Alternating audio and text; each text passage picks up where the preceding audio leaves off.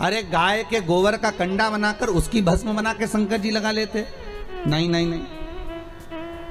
किसी वृक्ष को जलाकर भगवान शंकर उसकी भस्म लगा लेते। नहीं। किसी पत्तियों को जलाकर शंकर भगवान उसकी भस्म रमा लेते। नहीं। पर शंकर भगवान ने भस्म किसकी रमाई? वो भी मुर्दे की।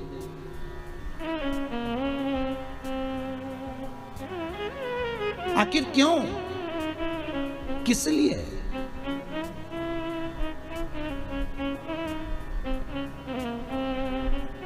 शंकर भगवान ने कहा कि ये जो जीव जिसको मैंने जन्म दिया है, जिसको मैंने पैदा किया है, इसके गर्भ में मैं इसके साथ में था। परिवार वाले तो बाद में जब इसको बाहर निकाला गया, गोदी में लाकर दिया गया, और ये डॉक्टर सिस्टर ने जब इसको गोदी में दिया, तब लोगों ने प्रेम करा, तब इस लोगों ने स्नेह करा, तब लोगों ने इसको गोदी में लिया। पर इसके बाद तो जनता ने इसको संभाल लिया, फिर दुनिया ने इसको साथ लिया। पर अंदर तो मैं ही था 9 महीने तक। और आग लगाने तक भी परिवार वाले संभाल लेंगे, माना मुझे, पर आग लगाने के बाद कोई नहीं संभालेगा। आग लगाने के बाद तो एक ही संभालेगा। कौन? कालो का काल। जम के तो बोलो, कालो का काल महाकाल। बस वही संभालेगा। फिर वो कहता है कि गले में लगाऊंगा। जब दुनिया चली जाएगी ना, धधकती हुई अग्नि में, धधकती हुई अग्नि में तुमने एक बार भी अगर शंकर का अनुमोदन करा है, शिव महापुराण का स्मरण करा है, शंकर की कथा का रसास्वादन ग्रहण करा है, शंकर की कथा को सुना है, तुमने अगर शिव का अनुमोदन करा है, तुमने शंकर की भक्ति को धारण करा है, तुमने शंकर के नाम स्मरण को धारण करा है, तो उस शिव का स्मरण कब होगा? जब लोग आग लगाकर चले जाएंगे, तब शंकर तुम्हारे से लिपटने के लिए आएगा, तुम्हारी उस भस्म को, तुम्हारे उस भस्म को अपने शरीर पर धारण करेगा कि ये मेरा है, ये मेरा।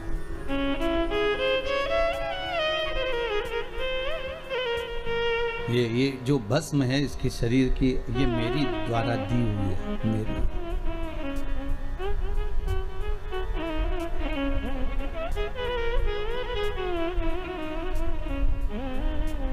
तब शिव, तब शंकर, तब ओघड़ी, तब दयालु, तब दाता सामने खड़ा मिल जाए। फिर वही वाली बात आ गई कल वाली, अंत समय प्रभु आना पड़ेगा, वादा किया तो निभाना पड़ेगा। अंतिम समय में आपको आकर हमारे से जो वादा किया गया है उसको निभाना पड़े। तो भगवान भी कहते मैं निभाऊंगा, मना नहीं है, पर पहले तेरी चित्तवृत्ति में मैं समाहित होना चाहिए।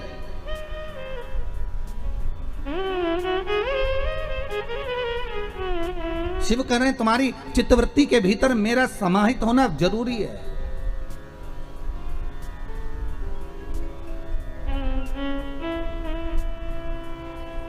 अग्नि में, तलातल में, रसातल में, वायुचर में, थलचर में, जलचर में, प्रत्येक जीव में एक शंभु ही तो है, केवल एक शंभु।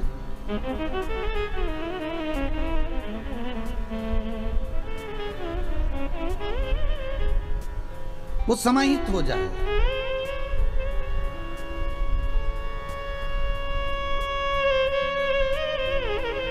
पांडे तारा में अखबार आता है क्या? अरे बोलो तो, अखबार आते हैं? पढ़ते हैं यहाँ? अच्छा, शहरों में भी लोग बहुत पढ़ते हैं, गांवों में भी बहुत पढ़ते हैं अखबार। जहां अखबार छपता है ना, वहां पर बहुत बढ़िया कोरा कागज आता है, बहुत बढ़िया, और उस कोरे कागज पर फिर न्यूज़ छापी जाती है। बोलो सही है कि गलत है? अरे बोलो तो, सही है ना? वहां न्यूज़ छापी जाती है। कितने अखबार निकलते हैं, ढेर। इतना कोरा कागज अखबार की उस कंपनी में, उस फैक्ट्री में आता है, उस छपाई मशीन में आता है, ढेर अखबार आएगा और लोग उस पर अखबार पर न्यूज़ छापेंगे।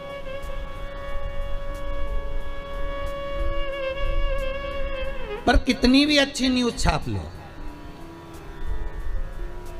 कितनी भी बढ़िया न्यूज छाप लो, आखिरी में उस अखबार के कागज पर पोया जलेबी ही खाएंगे।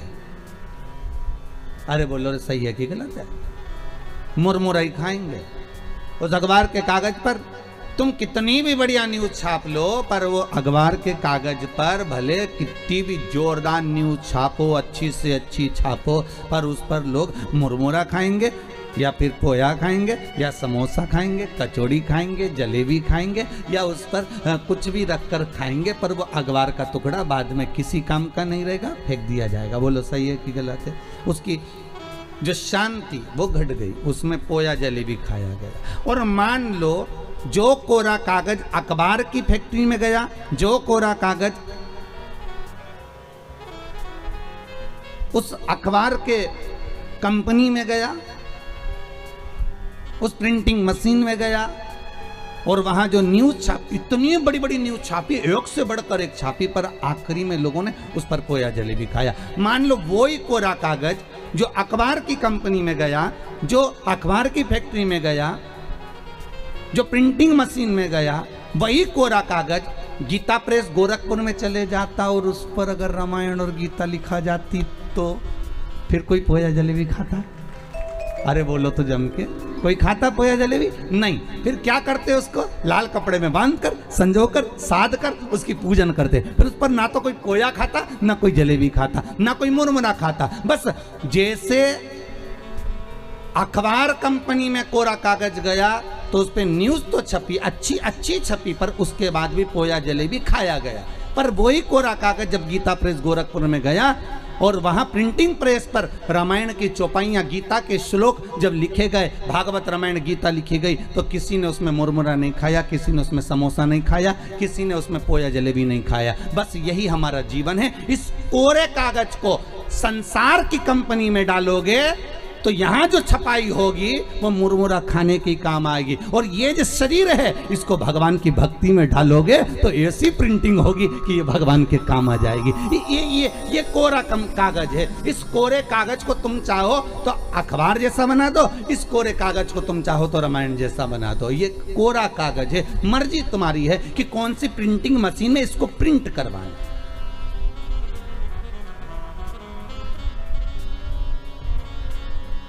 आप कौन सी कंपनी में इसको भेज रहे हो, ये आपके हाथ में। जब तक तुम शिव महापुराण की कथा में बैठे हो तब तक तुम चिंता मत करना, ऐसा लगेगा तुमको गीता प्रेस गोरखपुर में छपाई चल रही है। तुम्हारी ये मन जो कोरा है ना, इस पे पूरी छपाई चल रही है। और जब तक तुम कथा में बैठे हो, जब तक तुम सत्संग में बैठे हो, जब तक तुम भजन में बैठे हो, जब तक तुम नाम जाप में बैठे हो, भले तुम टीवी के सामने बैठकर भगवान की भक्ति को धारण कर रहे हो, भले तुम टीवी के सामने बैठकर कथा सुन रहे हो, तो भी तुम्हारे घर के बेटे, तुम्हारे घर की बहुएं, तुम्हारे घर के पोता पोती सब एक ना एक बार मुंह से कही देंगे कि हमारी अम्मा का रोज का काम है टीवी पर कथा आती है ना तो कथा जरूर सुनती है। सियोर वाला महाराज की कथा ही, शिव महापुराण की कथा ही, और ये अम्मा हमारी कथा सुनने बैठ जाती है। हमारी अम्मा का ऐसा मन है। बहुएं, कई बार बहुएं भी मोबाइल पर कथा सुनती है। सास भी कहती है हमारी बहू की इतनी अच्छी आदत है, रात्रि को सोने से पहले आधा घंटा कथा सुनती है। भले वो बहू दिन में क्या काम कर रही है, नहीं कर रही है, सास दिन भर क्या कर रही है, उसकी चर्चा नहीं होगी। चर्चा उसी की होगी जो तुम सत्संग में लगे हो, चर्चा उसी की होगी जो तुम धर्म में लगे हो, चर्चा उसी की होगी जो तुम संकीर्तन में लगे हुए हो,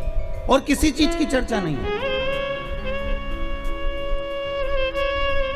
इस कोरे मन को, इस कोरे शरीर को, इस कोरी चित्त वृत्ति को, इस मन को, आपका मन है कि आप अखबार जैसा इस पे न्यूज छापना हो तो न्यूज छापो, संसार की बातें करना हो तो संसार की बातें करो। उनकी अम्मा ने ऐसा कर दिया, उनकी बहू ऐसी कर गई, बताओ उनकी लड़की ने वहाँ शादी कर ली, बताओ उनने इतनी फैक्ट्री खरीद ली, बताओ उनने ऐसा कर लिया। ये न्यूज है, छापे जाओ। ये किसी काम आएगी क्या?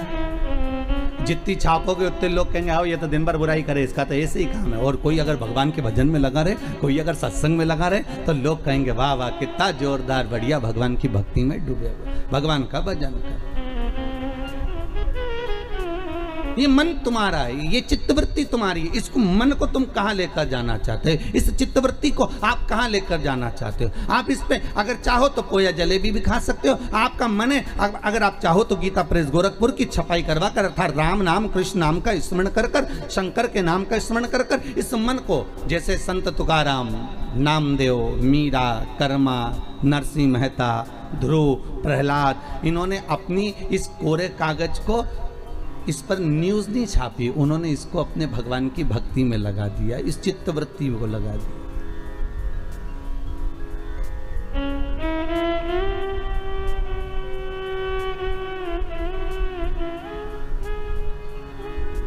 फिर उन्होंने इस संसार सागर से कोई मतलब रखा ही नहीं। फिर तो उनकी चित्तवृत्ति में जो समाहित हुआ वो केवल भगवत नाम, फिर कुछ सूझा ही नहीं, बल्कि और इंद्र को आना पड़ा,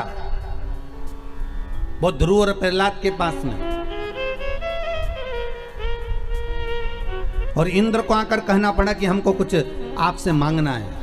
तो पूछ लिया ध्रुव जी ने, पूछ लिया प्रहलाद जी ने, आपको क्या चाहिए, बोलो क्या दिया जाए, क्या प्रदान करा जाए। तो कहा आपने जो पुण्य करा है, आपने जो दान करा है, आपने जो सत्कर्म करा है, आपने जो पुण्य धारण करा है, वो पुण्य हमको दे दीजिए, वो पुण्य हमको प्रदान कर दीजिए। देखिए इंद्र के पास में अगर मांगने के लिए कुछ नहीं था तो पुण्य मांग कर लेगा।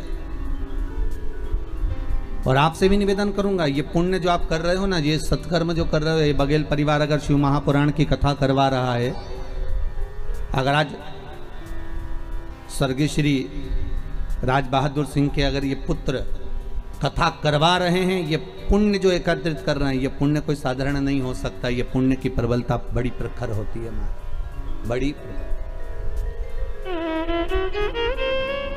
बस डोलना नहीं है हमें संसार सागर में, हमें भटकना नहीं है। दुनिया के लोग संसार सागर में भटकते ज्यादा है, बहुत भटकते हैं। एक ये प्रश्न किसी बच्ची ने करा है, अच्छा प्रश्न है महाराज जी, कि पितृदोष और काल सर्प दोष परिवार में क्यों लगता है, उसका क्या कारण है? किसने प्रश्न करा है, जरा हाथ उठाइए। अच्छा माता जी आपने करा है। किरण जी मिश्रा आप ही ने प्रश्न किया है, बहुत सुंदर प्रश्न है, जग कल्याण के लिए है, बहुत अच्छी बात है। एक बार जोरदार ताली बजाओ माता जी के लिए, बहुत सुंदर प्रश्न। बैठिए मेरा जी। पितृदोष और काल सर्प दोष क्यों लगता है, केवल एक शंकर की आराधना से समझें। महाराज भगवान शंकर को जब जलंधर की पत्नी वृंदा, जलंधर के जब प्राण छूटे,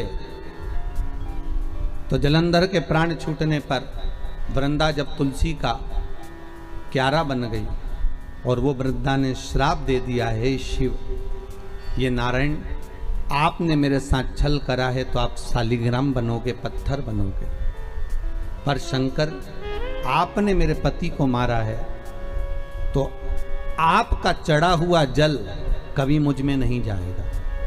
तुलसी के क्यारे में शंकर का चढ़ा हुआ जल कभी नहीं जाना चाहिए। आप लोग अगर भगवान को थाली में, आपके घर में भगवान हैं, बहुत सारे होते हैं आप लोगों के, सभी लोगों के यहाँ होते हैं बहुत सारे भगवान, ठीक है, गणेश जी भी हैं सबके यहाँ, अरे बोलो तो लड्डू गोपाल भी हैं, फिर देवी देवता भी हैं बहुत सारे, फिर शंकर जी भी हैं, तो सबको एक ही थाली में रख लिया, और थाली में रखकर सबने उनको स्नान कराना चालू कर दिया।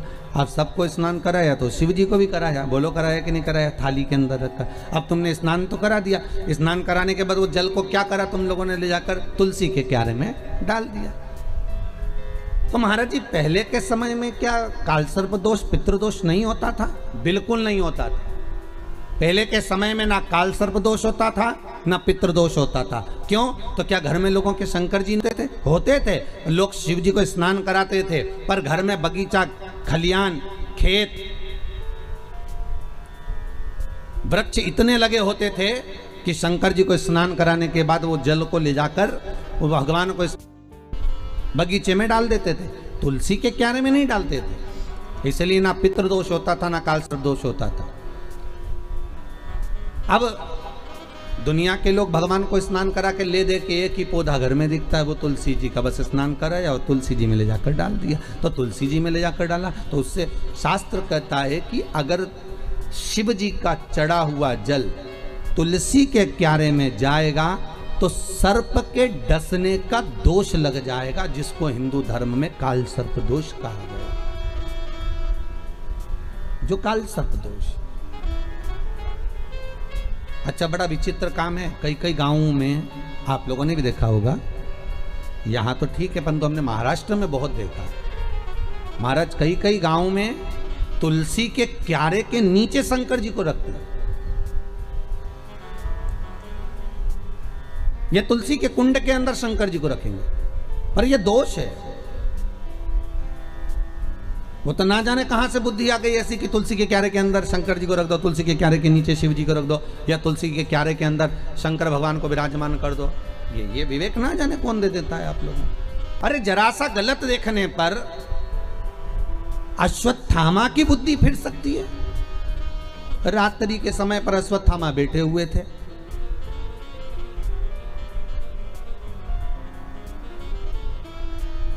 और रात्रि के समय पर अश्वत्थामा बैठे, और बैठे बैठे अश्वत्थामा ने क्या देखा कि एक वृक्ष के कोटर में कौवे के अंडे रखे हुए हैं, कौवे के बच्चे रखे हुए हैं, और एक उल्लू रात्रि के समय पर उड़ता उड़ता आया और वो कौवे के अंडों को उसने रात के समय, कौवा जब सो गया तो उसके अंडों को, उसके बच्चों को मार दिया।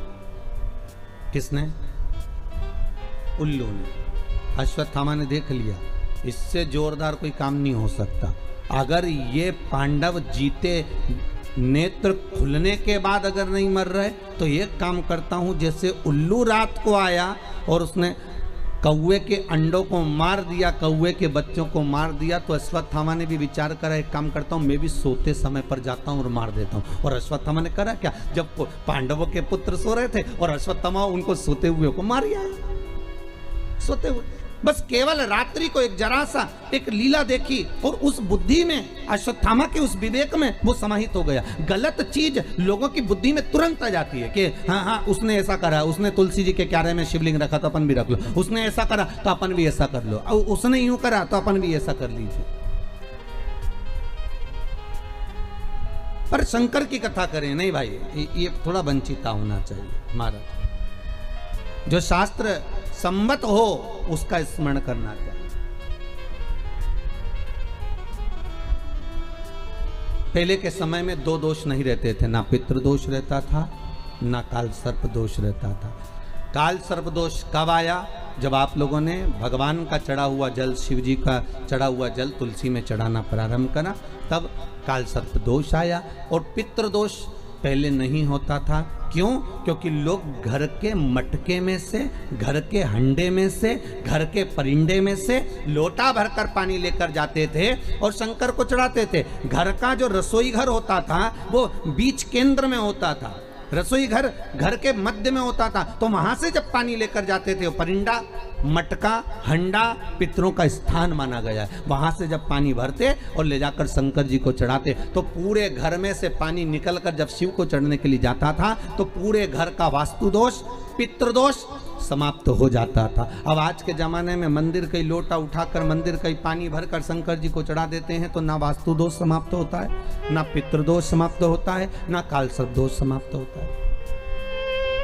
पहले भी कथा में कहा, परसों की कथा में कहा कि लक्ष्मी जी अपने पास का अगर कोई सामग्री शिव जी को चढ़ा देती तो शंकर प्रसन्न हो जाते, पर लक्ष्मी जी ने करा क्या, जल भी लाई तो पार्वती की यहां से लाई। लक्ष्मी जी अगर जल लेकर आ रही है तो पार्वती की यहां से लेकर, आपके पास में जो है आप शंकर को वो समर्पित करो।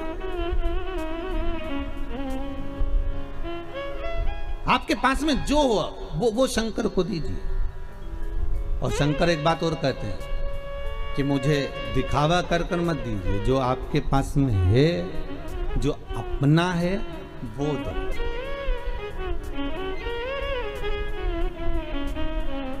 और जो श्रेष्ठ हो,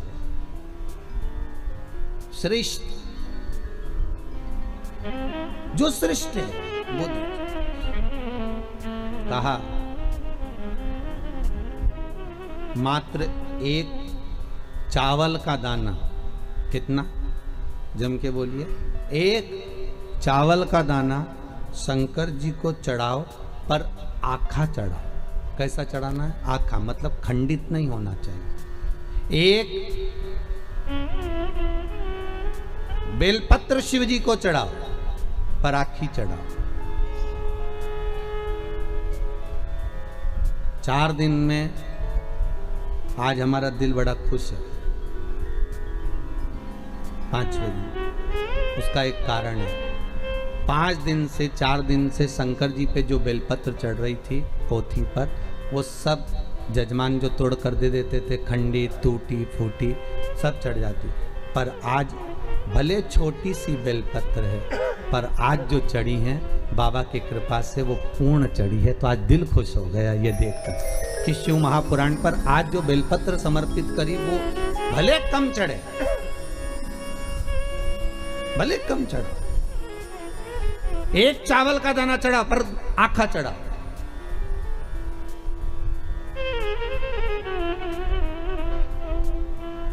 आज हमें बड़ी खुशी मिली है इस व्यासपीठ पर आए।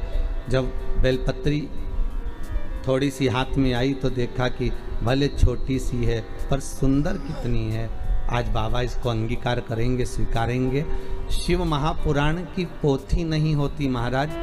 7 दिन, 9 दिन, 5 दिन, जितने दिन तक शिव महापुराण जिस जगह पर रखी रहती है, जिस कुल में, जिस परिवार में, जिस भाव में रखी रहती है, वहाँ पर ये 12 ज्योतिर्लिंग 7 दिन के लिए विराजमान होते हैं। उस पर चढ़ाई गई बेलपत्री का फल 12 ज्योतिर्लिंग पर चढ़ाई गई बेलपत्री के फल के बराबर होता है। 12 बेल ज्योतिर्लिंग के बराबर है माँ। उसका फल एक आनंदी, बड़ी प्रसन्न है। थोड़ा दो भगवान को पर अच्छा। पर दुनिया के लोगों की आदत ये थी, अच्छी चीज होती है ना वो अपने लिए रख लेते। बहुत अच्छी साड़ी है तुम्हारे पास में तो बहू को दे दोगी, और अच्छी साड़ी है तो तुम अपनी बेटी को दे दोगी। साड़ी थोड़ी भी गड़बड़ है तो भागवत पे चढ़ा दोगी, इतनी खुश होकर चढ़ाओगी, भागवत महारानी पे चढ़ा दी। अब तुम सोचोगे भागवत जी पे साड़ी चढ़ा दी, और वो साड़ी जो किसी काम की नहीं, वो साड़ी जो किसी के काम की नहीं, जब तुम्हारी बेटी के काम की नहीं, तुम्हारी बहू के काम की नहीं, तुम्हारे काम की नहीं, तो तुमने जो भागवत जी पे चढ़ाई वो महाराज की पत्नी पहनेगी? अरे बोलो तो कहीं नहीं पहना। पर एक चढ़ाओ पर अच्छा चढ़ाओ, एक चावल का दाना चढ़ाओ अच्छा चढ़ाओ, एक बेलपत्र चढ़ाओ भगवान को पर वो अच्छी चढ़ाओ, एक पुष्प चढ़ाओ अच्छा चढ़ाओ, एक वृक्ष की पत्ती चढ़ाओ पर अच्छी चढ़ाओ, एक दुर्वा चढ़ाओ पर अच्छा चढ़ाओ, एक लोटा पानी चढ़ाओ पर अच्छा चढ़ाओ, दिल से चढ़ाओ। हमें नहीं लेना मंदिर का पानी, हमें नहीं चाहिए मंदिर का जल, हमें तो घर से लेकर जाएंगे, भले इतना सा लेकर जाएं, वो चढ़ाएं। गुरु पूर्णिमा पर जब सीहोर लोग आते हैं गुरु पूर्णिमा महोत्सव मनाने के लिए गुरु दीक्षा के समय पर, तो वो अपने अपने घर से बोतल में भी पानी भर कर लेकर आते हैं महाराज। उनका भाव कितना शुद्ध होता है कि यहाँ हम आए हैं तो बाबा के आनंद लेवे, चरण धोवे से तो हमारी जल होवे, भगवान का स्नान करावे तो हमारा ही जल होवे। ये भाव है।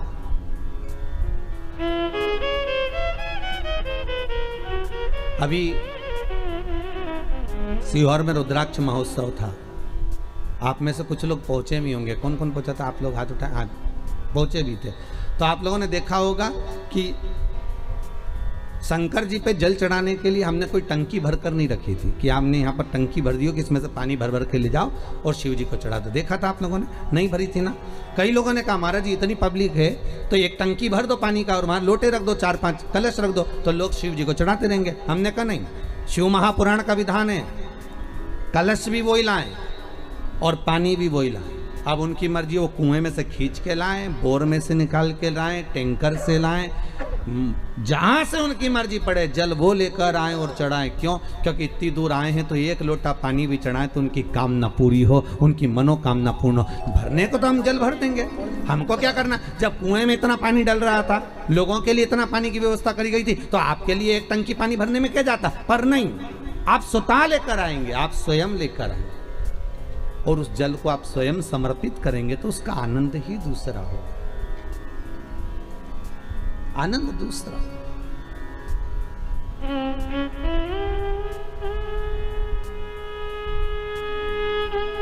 गंगा जली खोली है कभी किसी ने? किसी के यहाँ गंगा जली खुली है? अरे बोलो तो सही।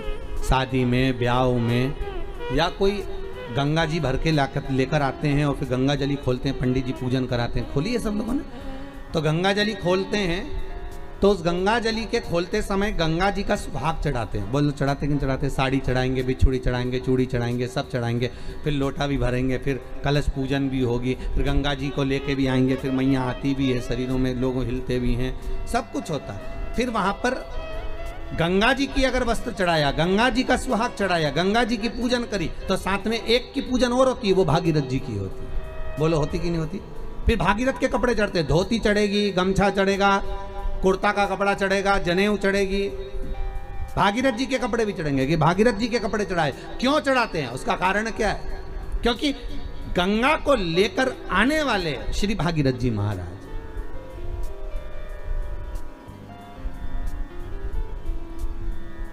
अगर हम केवल गंगा की आराधना कर लेंगे तो गंगा उतना फल नहीं देगी जितना देना चाहिए। अगर हमने भागीरथी गंगा का स्मरण करा कि हे भागीरथ महाराज, आप गंगा को लेकर आए थे, 60,000 काकाओं के उद्धार के लिए लेकर आए, राख के ढेर बन गए थे संत के, केवल एक दृष्टि से वो राख के ढेर बने, 60,000 काकाओं का उद्धार। हे गंगा मैया, भागीरथ जी महाराज लेकर आए गंगा को। तो इसलिए हमारा हिंदू धर्म कहता है कि जब गंगा जली खोली जाती है, गंगा की पूजन करी जाती है, गंगा जली का उत्सव जब करा जाता है, तो सबसे पहले भागीरथ की पूजन करी जाती है कि भागीरथ महाराज इस गंगा को लेकर आए हैं। तो हे भागीरथ जी, आप गंगा को लेकर आए, आप ही से सीखकर हम गंगा जी को हरिद्वार से, प्रयागराज से, इलाहाबाद से हम भरकर लेकर आए हैं। ऐसी कृपा करना गंगा मैया, जैसे आपने भागीरथ बाबा के 60,000 काकाओं का उद्धार करा था, वैसे हमारे पूर्वजों का भी उद्धार कर देना। इस भाव से हम गंगा जी की पूजन करते हैं, भागीरथ के साथ करते, अकेली गंगा नहीं पूजते।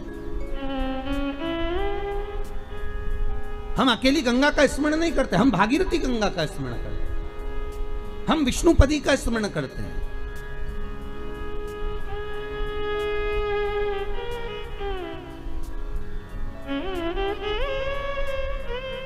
तू अकेली ना रहे, सर्व जगत के सुख के लिए तू आनंद देने वाली मां है प्रगट।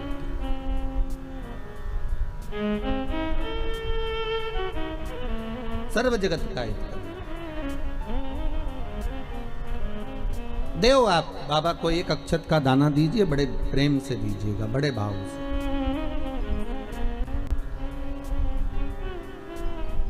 एक साधे सब सधे, सब साधे विसरा। आप अगर शिव जी का भजन कर रहे हो तो शंकर की भक्ति में ऐसे डूब जाओ, ऐसे डूब जाओ कि फिर शिव के सिवा कोई सुहाए।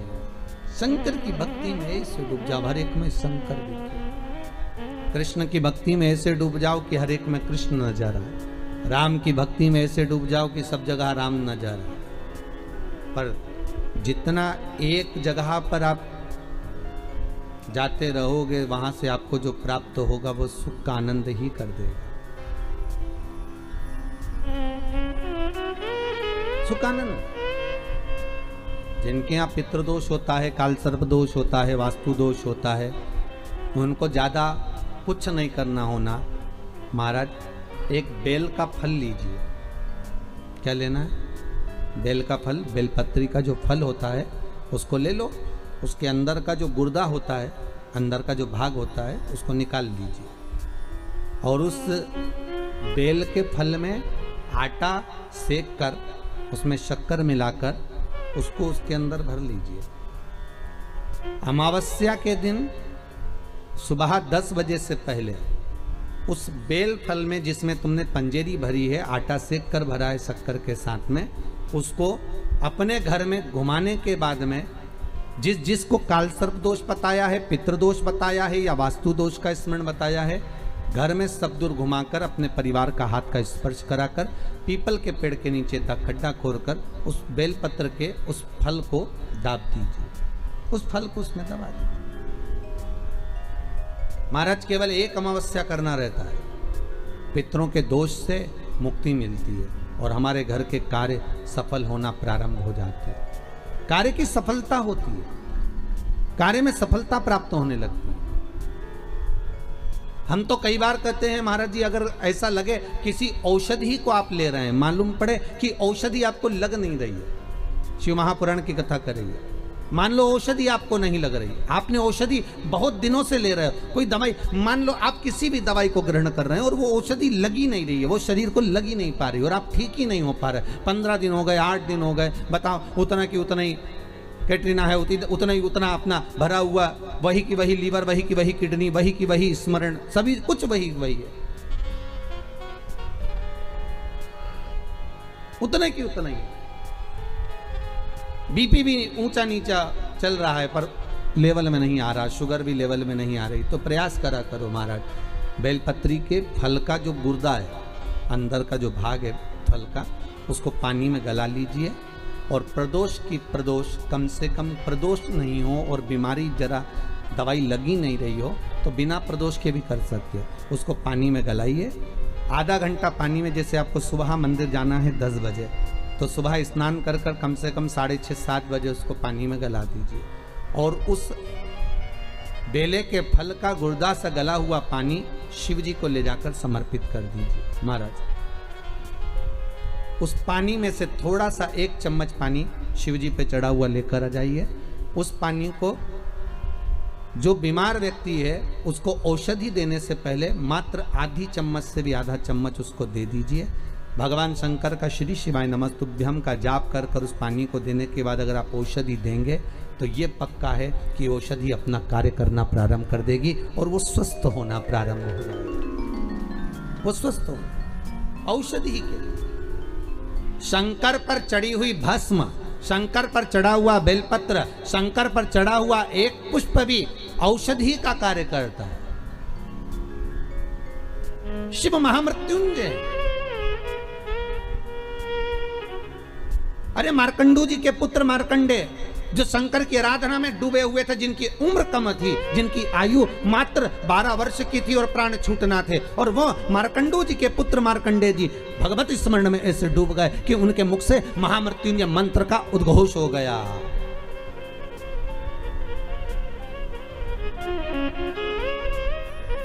भगवान शिव के नाम का उद्घोष हो गया।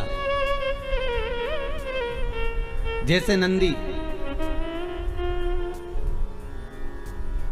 महाराज, शिलाद नाम का ब्राह्मण जिनको ऋषि भी कहा गया, जिनका नाम था शिलाद, क्या नाम है उनका? जम के बोलिए। शिलाद ब्राह्मण है, ऋषिवर है। और शिलाद ब्राह्मण है, ऋषि हैं, बड़े शिव के भगत है, शंकर का बहुत अनुमोदन करते हैं, शिव का स्मरण में वो हमेशा डूबे रहते हैं। और उनका एक नाम स्मरण केवल ओमकार का ध्वनि करना और ओम नाम में डूबे रहना। ओम नमः शिवाय,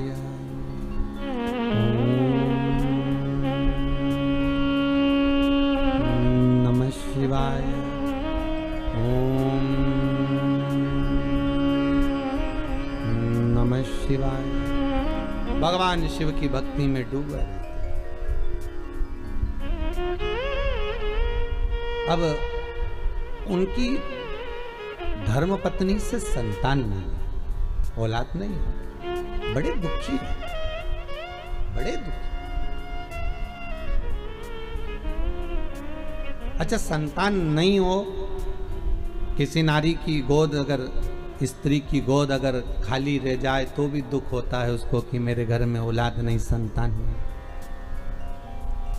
हम कई बार कहे, आज फिर कहते हैं, ये टेस्ट भी बाद में कराना, सारी जांचें बाद में कराना। एक बार शंकर का भजन कर कर देखना। पिछले वर्ष कथा में तुमरुका जी की जो कथा कही थी, यूट्यूब पर डली हुई, अगर आप लोगों ने नहीं सुनी हो तो उसको निकालना यूट्यूब पर।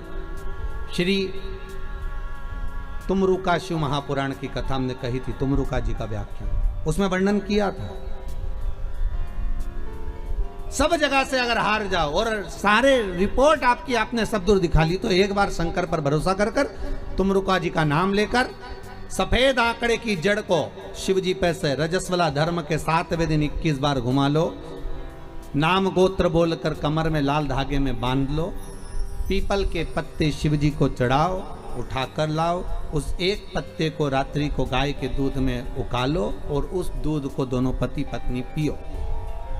साथ रहिए, समय आएगा, बाबा चाहेगा तो 3 या 4 महीने में गर्भ ठहर ही जाएगा। सारे डॉक्टर को दिखा लिया अपनी जगह, टेस्ट भी करवा लिया अपनी जगह, पर एक बार प्रयोग और वो विश्वास रखकर करना पड़ेगा। शंकर पर जो भी कार्य कर रहे हो आप, जो उपाय कर रहे हो आप, शिव का स्मरण कर, भगवान पर अगर विश्वास रखोगे, भरोसो दृढ़ इन चरणन कहो, श्री वल्लभ नखचंद्र छटा बिन सब जगह माही अंधेरो। अगर भरोसा है तो शंकर है, और भरोसा नहीं तो शिव कहां से। विश्वास लेकर अगर आए हो तो काम तो होगा। ये लोग काशी से आए हुए हैं, विश्वास लेकर ही तो आए होंगे कि हम जाएंगे शंकर की कथा में तो बाबा कृपा जरूर करेगा। कई लोग यहाँ पर बैठे हुए हैं जो विश्वास लेकर आए हुए हैं, दूर दूर से आए हुए हैं, केवल विश्वास लेकर कि भगवान कृपा करेगा किसी ना किसी रूप में, मुझे विश्वास है कि बाबा मेरी सुनेगा। और फिर कहता हूं, कथा में अगर आपने मन लगा लिया, भले टीवी चैनल के माध्यम से श्रवण कर रहे हो, भले मोबाइल के माध्यम से श्रवण कर रहे हो, भले पंडाल में सुन रहे हो, बाबा से अगर दिल से आपने अगर कह दिया तो 3 महीना बहुत होता है सब कामना पूरी होने के लिए। मेरा बाबा आपको कुछ ना कुछ दे ही देता है, बस आपकी रुचि के अनुसार सुख प्रदान कर ही देता। आप उस पर विश्वास, भरोसा, भटकना नहीं है हमको, मार्ग से विचलित नहीं होना। कई लोगों की आदत रहती है, पहले राम जी के पास चले जाएंगे, राम जी से काम नहीं होगा तो कृष्ण के पास चले जाएंगे, कन्हैया जी से काम नहीं होगा तो हनुमान जी के पास चले जाएंगे, हनुमान जी से नहीं होगा तो शंकर जी के पास चले जाएंगे। पर शिव महापुराण की कथा कहती है, गुरु जी के 2 चेले, गुरु जी ने दोनों चेलों से कहा, जाओ जमीन खोदो, 50 फीट पे पानी निकलेगा और मेरे लिए लोटा भर के पानी लेकर आओ। चेलों ने मन में कहा, विचार करा, बताओ पानी इतना सारा पड़ा, वो पी लो, मैं 50 फीट खोदें फिर पानी ला। जाओ दोनों, 50 फीट खोदना, पानी निकलेगा और लेकर आना, मेरे को पानी पीना है, जाओ जरा। दोनों चेले चले गए। एक गया तो खोदता गया, दूसरा गया तो उसने यहाँ खोद लिया, फिर वहाँ खोद लिया, फिर वहाँ खोद लिया, पानी नहीं निकला। 50 फीट तक एक चेला था तो वो खोदता गया और पानी निकल गया, लोटा भर के लेकर आए। गुरुजी ने पूछा, पानी निकल गया? हो। दूसरे से पूछा, तुझे नहीं निकला? नहीं। गुरुजी ने पूछा, तूने खोदा था? बिल्कुल, चलकर देख लो। गुरुजी गए देखने के लिए, गुरुजी ने देखा तो उसने क्या करा, थोड़ा यहाँ खोद लिया, थोड़ा वहाँ खोद लिया, थोड़ा वहाँ खोद लिया, थोड़ा वहाँ खोद लिया, पानी नहीं निकला। और एक चेले से पूछा, तूने कैसे निकाला? तो कहते, एक ही खड्डे को मैं खोदता गया तो पानी निकल गया। यहाँ शास्त्र वही कह रहा है, एक पकड़ो और एक जगह ही खोदते रहो, शंकर जी का भजन करते रहो। तारेगा तो ये, मारेगा तो ये, कहेगा तो ये, जो कुछ करेगा खोदते जाओ, पानी जरूर निकलेगा। और 10 जगह खोदोगे, कभी इधर खोद लिया, कभी उधर खोद लिया, कभी उधर खोद लिया, तो पानी नहीं निकलना है। कोई काम तुम्हारा बनना नहीं है, कुछ भी नहीं होना है। एक ही जगह खोदो, खोदे पानी निकलेगा। करो भजन एक का, पर आदत बुरी है ना तुम्हारी। फिर कोई घूम रहा था उसके पास, फिर किसी के पास। भगवान को भी मालूम है ये एक जगह नहीं टिकेगी रे, आज तुम्हारे पास आ गई, कल दूसरी जगह चले जाएगी, परसों चौथी जगह जाएगी, काम नहीं होगा तो भटकती फिरेगी, पर विश्वास नहीं रखेगी। जिस दिन ये विश्वास पक्का कर लेगी कि शंकर ही मुझे बचा सकते हैं, शंकर ही मुझे जिला सकते हैं, शंकर ही मेरा पेट भर सकते हैं, शंकर ही मेरा अनुमोदन कर सकते हैं, शंकर ही मुझे धन देंगे, दौलत देंगे, संपदा देंगे, शंकर के सिवा कोई नहीं देगा, तब शिव भी सोचता है अब नहीं डिगेगी, और नहीं डिगेगी तो परीक्षा लेंगे शंकर। पहले आपका काम हो सकता है नहीं भी करे शंकर, क्योंकि वो देखना चाहते हैं कि पहले जैसी थी वैसी की वैसी है, खड्डा अलग अलग खोद रही है क्या, पहले देखेंगे, पहले इधर से उधर से 10 जगह खड्डे तो नहीं खोद रही, फिर उसको लगेगा नहीं ये पूरा विश्वास रखकर टिक गई तेरे चरणारविंद में, तो वो महामृत्युंजय महादेव फिर प्रकट होकर कुछ दे ही देगा, ये उसकी कृपा फिर होगी। वो जब तक नहीं देता, जब तक परीक्षा नहीं लेता। सास बहू को चाबी जब तक नहीं देती, जब तक सास बहू की परीक्षा नहीं ले लेती। सास को भी लगता है कि बहू को चाबी दूंगी और मालूम पड़े होता है। एक ससुर जी मर गए, बहुएं रोने लगी, खूब चिल्ला चिल्ला के, खूब धाड़ धाड़ के रोए। अपने अपने पतियों को फोन लगा दिया, पतियों भी आ गए, 4 पति थे, सब 4 बहुओं के आ गए। क्यों रो रही हो? बहुएं बोली तुम्हारा बाप मर गया, पिता तुम्हारा। तो पतियों बोले तुम्हारा भी तो ससुर था, तुम्हें दुख नहीं हो रहा, रो काय को रही हो? तुमने तो कभी ससुर को 1 गिलास पानी नहीं दिया, कभी पिता को 1 गिलास चाय बनाकर नहीं दी, कभी गरम रोटी नहीं खिलाई, जब बहुएं मिलती थी तब ताने देती थी, आड़ा टेढ़ा बोलती थी, गालियां देती थी। और आज पिता मर गया तो रो रही हो? किस लिए रो रही हो तुम? तुम्हें रोने का कोई हक नहीं है। इतने में चारों बहुएं बोली अपने पतियों से, तुम्हारे बाप मर गए उसके लिए थोड़ी ना रो रहे हैं, तुम्हारा पिताजी मर गया उसके लिए थोड़ी ना रो रहे हैं। तो बहुओं से पतियों ने पूछा, फिर काहे को रो रही हो? तिजोरी की चाबी ना जाने का धर गए इसलिए रो रही है। पतियों ने भी माथा ठोका, काहे की जगदम्बा हो नहीं रहा। अब पत्नियां बोली, सुनो तुम्हारे पिताजी को जगाओ और चाबी पूछो कहाँ रखी तिजोरी की। पतियों ने बोले, इनको मरा आधा घंटा हो गया और तुमके चाबी पूछो? सीधी तरीके से जवाब लो, नहीं तो तुमको नहीं सुला दे। बेचारा पतियों को भय लगा कि इनका क्या, तो लोग लालची व्यक्ति तो कुछ भी कर सकता। इनके मन में दुख हुआ। इन्होंने कहा, ऐसा कोई होता है कि मरा हुआ व्यक्ति जाग जाए? हम नहीं जानते, हमें चाबी चाहिए तो चाबी चाहिए, आप पूछो कहाँ रखी है। डॉक्टर साहब को बुलाया, डॉक्टर साहब बताओ हमारे पिताजी को थोड़ी सी देर के लिए जगा दो, बस जग जाएं और उसके बाद में चाबी बता के भले मर जाए, ऐसी कुछ कृपा कर दो। डॉक्टर साहब बोले 80,000 का एक इंजेक्शन लगेगा, हम लगाएंगे, पिताजी जाग के बैठेंगे, उतनी देर में पूछ लेना चाबी कहाँ रखी है, बताएंगे, फिर वो मर जाएंगे, ठीक है? पर जल्दी पूछना, इतना टाइम तक जिंदा नहीं रहेंगे हो। लगाओ 80,000 लाओ। अब बउओं ने सोचा चाबी तो निकालना है, तो बउओं ने करीब अपनी अपनी रकम बेची है। बताओ, बुढ़ा बीमार था तो 1 रुपए की नहीं बेची, और चाबी के चक्कर में सब 20-20 हज़ार में रकम बेची है। 20-20 हज़ार में रकम बेच गई, 80,000 रुपये लेके डॉक्टर के सामने दिए। डॉक्टर सामने कहा, सामने खड़ी हो जाओ। और सामने खड़ी होकर जैसे ही जागे पूछ लेना चाबी कहाँ रखी है। और जैसे ही डॉक्टर सामने इंजेक्शन लगाया, ने बुढ़ा उठ के बैठा, ने डोकरा जैसे उठ के बैठा, इतने में बउवन बोलती उससे पहले बुढ़ा बोल दिया, क्यों रे, या पाड़ा के पानी पिलाया कि नहीं पिलाया, और मर गया।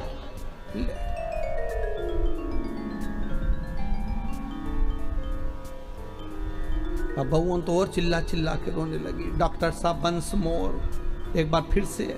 डॉक्टर साहब बोले, ला 80,000, फिर इंजेक्शन लगाऊंगा, अब की बार पाड़ा के पानी पिलाए, अब भैंस के पिला के मर जाएगा। ला अभी जगाऊं मैं, जगाने में क्या। ये दुनिया है साहब, धन की मीत है, कोई किसी का नहीं संसार में, केवल धन ही मीत है। परसों की कथा में कहा था, मरने के बाद सब कुछ फेंक देंगे पर अंगूठी चेन नहीं फेंकेंगे, सब रख लो।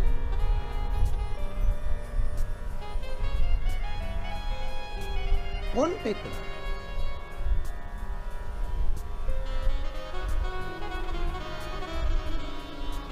एक साधो, आशा लगाकर बैठे रहना। विश्वास में आस भी है और विष भी है। विश्वास में दोनों चीजें, विष भी है और आस भी है। आप विश्वास लगाकर अगर बैठे हुए हो, तो आस अगर लगाए हुए हो, तो यह पक्का है कि शिव मिलेगा जरूर, शंकर प्राप्त जरूर होगा। अगर आस लगाई है तो मिलेगा जरूर, वो मिलेगा।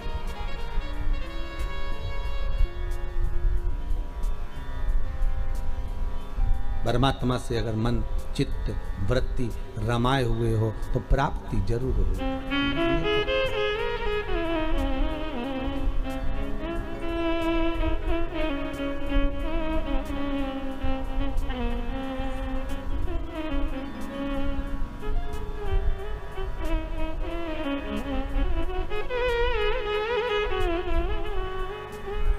वो मिलेगा।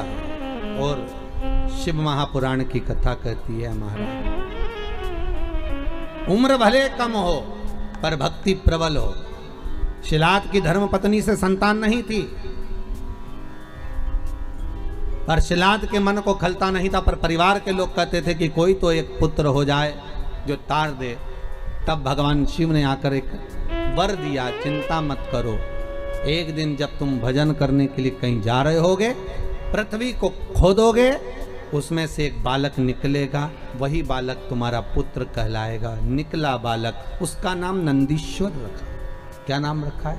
नंदी। वो नंदीश्वर।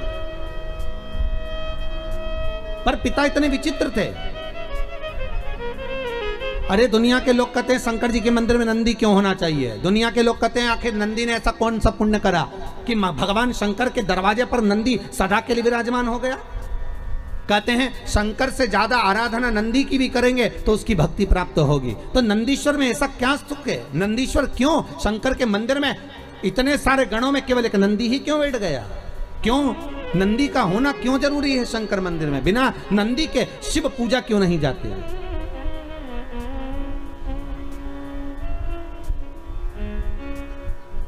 बिना नंदी के शंकर क्यों नहीं पूजाते? उसका कारण केवल इतना है कि पिता ने जब देख लिया 4 साल का बेटा नंदी, उसका भरण पोषण करा, जो जमीन में से प्रकट हुआ था, जो पृथ्वी में से निकला था, उसका पालन पोषण शिलाद ने कर लिया। और शिलाद ने करने के बाद एक दिन शिलाद के यहाँ पर देवता आ गए, एक मित्र एक वरुण, 2 देव पधारे।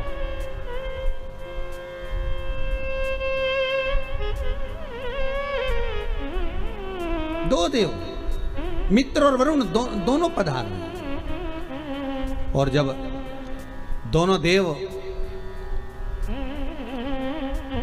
जब आए दोनों की सेवा में, आज शिलाद ने एक काम करा, अपने छोटे से पुत्र को लगा दिया कि इनकी सेवा करिए। जाओ, मेरा आपसे भी निवेदन है, बहुत भाव से कहूंगा, आपके घर में कभी साधु आए, सन्यासी आए, तपस्वी आए, संत आए, साधक आए, उपासक आए, तो मेरा निवेदन रहेगा कि आपके घर के पुत्रों को, किसको? आपके घर के पुत्रों को, आपके घर के पोतों को, आपके घर के बच्चों को सबसे पहले सेवा में लगाइए और कहिए कि जाओ जरा सेवा करिए।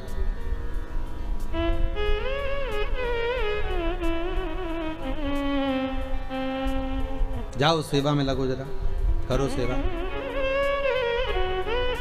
करिए।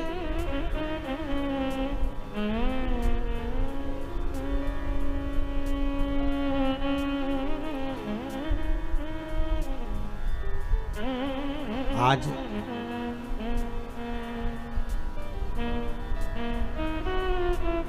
यदि ये यजमान परिवार कथा करा रहे हैं तो इनके बच्चे भी तो देख रहे हैं ना कि हमारे चाचा, हमारे पिताजी, हमारे काका, हमारी काकी, हमारे ताऊ, हमारी दादी सब शिव महापुराण की कथा का पूजन कर रहे हैं, अर्चना कर रहे हैं, भक्ति कर रहे हैं, तो उनके मन में भी तो सेवा का भाव जागेगा।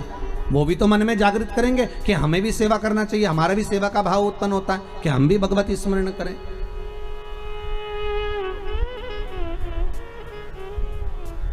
जाओ करो, जरा नमन करो, प्रणाम करो, दंडवत करो, साष्टांग करो,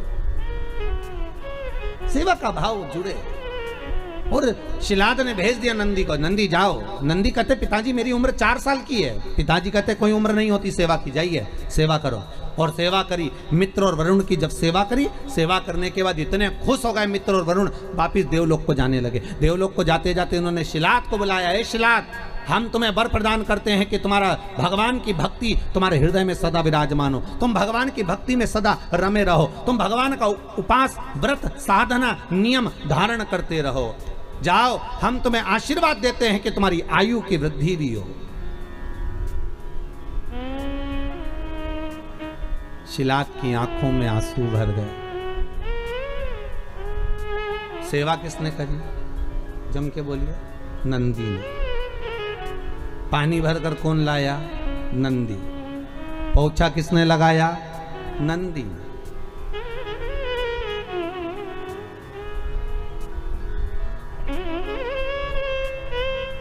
पोछा कौन लगाया? नंदी।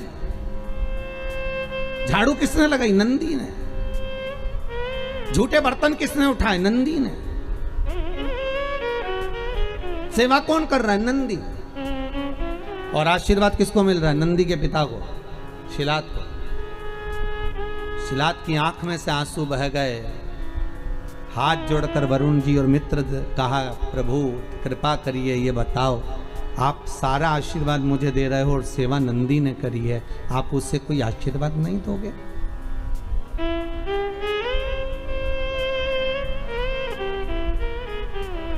आप हमें कोई आशीर्वाद नहीं दोगे? हमारे ये विजय राज जी आज पूजन में बैठे हुए हैं, नाम तो हम ज़्यादा जजमानों के जानते नहीं। अभय राज जी हैं, रामराज जी हैं, सभी भाई लोग। इनकी आदत ऐसी है नेताजी की कि ये हम छत पे भी हैं तो ढूंढ ढूंढा के पाँव पड़ने पहुँच ही जाते हैं। ये भी कम नहीं पड़ते, अभय राज जी भी हो। तो ये सब लोग, और एक वो हमारे, हम कहेंगे सारथी जी हमारे हो, उनका नाम भी हम नहीं जानते, बंधु लाना ले जाना करते रहते। तो ये लोग बड़े विचित्र हैं।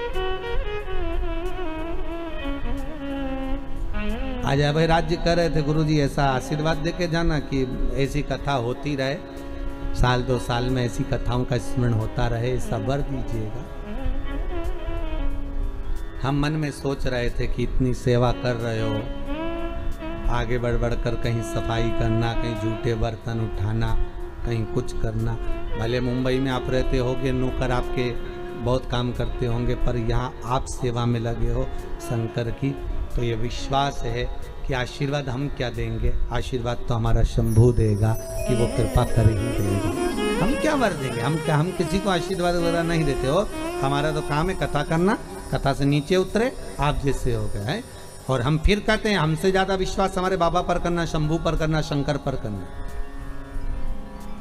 जितना सीहोर वाला गुरुजी तुम्हारा साथ नहीं देगा, उतना शंकर साथ देगा। सीहोर वाले तो आपके जैसे ही हैं, मनुष्य हम भी हैं और मानव हम भी हैं। हम भले हम पर विश्वास मत करना, पर मेरे शंकर पर विश्वास करना, जो त्रिलोकी का नाथ है, त्रिकालदर्शी है, कोई साधारण नहीं है वो, उस पर भरोसा रखना।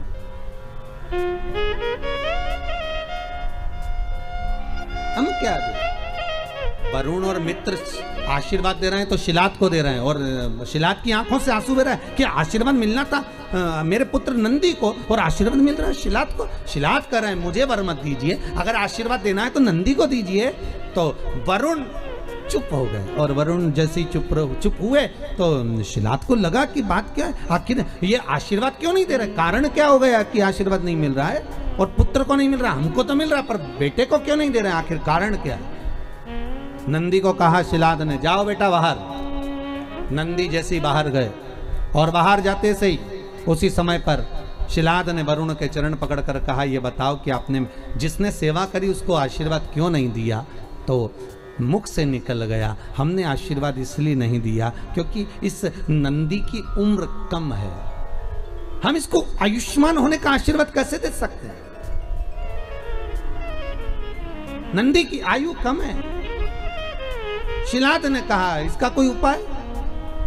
वरुण तो कह दिया कि नंदी की उम्र कम है, पर वरुण के साथ जो मित्र आया था उसने कह दिया उसका एक उपाय है, अगर तुम्हारा पुत्र नंदी शंकर की आराधना में लग जाए, शिव की उपासना में लग जाए, शंकर को रिझाने में लग जाए, दुनिया में एक ही है जो उम्र बढ़ा सकता है। कौन भाई? उम्र बढ़ाने का आशीर्वाद भी वो ही दे सकता है जिसकी उम्र का ठिकाना नहीं हो। सही है कि गलत है? अरे बोलो तो सही है ना। जिसकी उम्र का ठिकाना ही नहीं वो दे सकता है। तुम्हारे पास में इतना सारा काजू रखा होगा तो आप काजू भर कर दे दोगे, आपके पास में बादाम ढेर सारी रखी होगी तो बादाम भर कर दे दोगे, आपके पास में गुड़ बहुत सारा रखा होगा तो आप दान में गुड़ दे दोगे, आपके पास में चावल ज्यादा होगा तो आप चावल दे दोगे, आपके पास में गेहूं होगा तो गेहूं दे दोगे, आपके पास में कपड़ा होगा तो आप कपड़ा दे दोगे। बोलो सही है कि गलत है?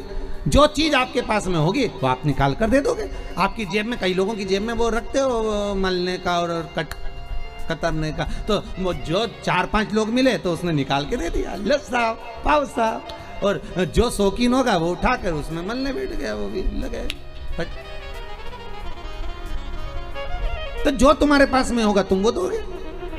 अब जिसके पास में जो चीज ज्यादा होगी वो ज्यादा देंगे।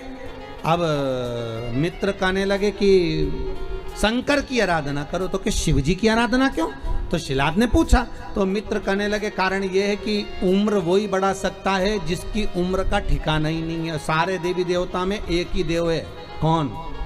जम के बोलिए, देव अधिदेव महादेव, जिनकी उम्र का ठिकाना नहीं है। अभी ईमानदारी से बोलो, 51 शादी तो पहले कर चुके। पार्वती के साथ जो शंकर जी की शादी हुई है वो 52 नंबर की, 52 नंबर की।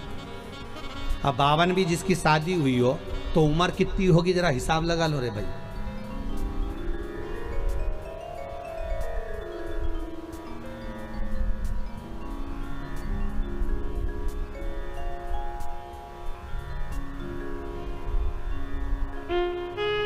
जैसे लाइट आई आप लोगों ने हाथ जोड़कर क्या मांगा? हमारी भी इतनी करा देना कि नहीं?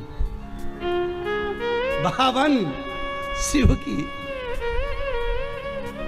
जब पार्वती जी के साथ में बावर हो रही थी शिव जी की, तो माता पार्वती जी की माँ मीनावती ने समझाया था कि शिव तो ठहरे कैलाशी, अरे गोरा पछताओगी, और बूढ़े जोगी के संग में तुम कैसे रह पाओगी। कि ये बूढ़े जोगी, तो पार्वती जी बोली मैया एक बात बताओ, आपने कहा शंकर बूढ़े, तो इनकी उम्र बता दो। और आपके यहाँ भी मैं निवेदन करूंगा पूरे पांडे तारा में कोई ऐसा हो जो शंकर जी की उम्र बता दे तो जरूर बता देना भैया। किसी को मालूम हो कि शंकर की उम्र कितनी थी? है शंकर की उम्र कितनी है? किसी को नहीं मालूम। तलातल रसातल, अरे भगवान विष्णु भगवान ब्रह्मा के ही कई अवतार हो गए, पर शंकर वही की वही रह गए, शिव वही की वही है। भगवान शिव कोई साधारण नहीं है महाराज, उनको साधना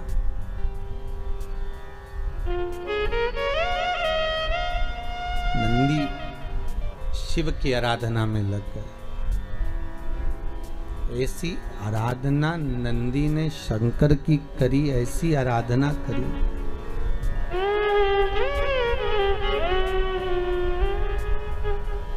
शिव प्रसन्न हो गए, मांग ले तुझे क्या चाहिए।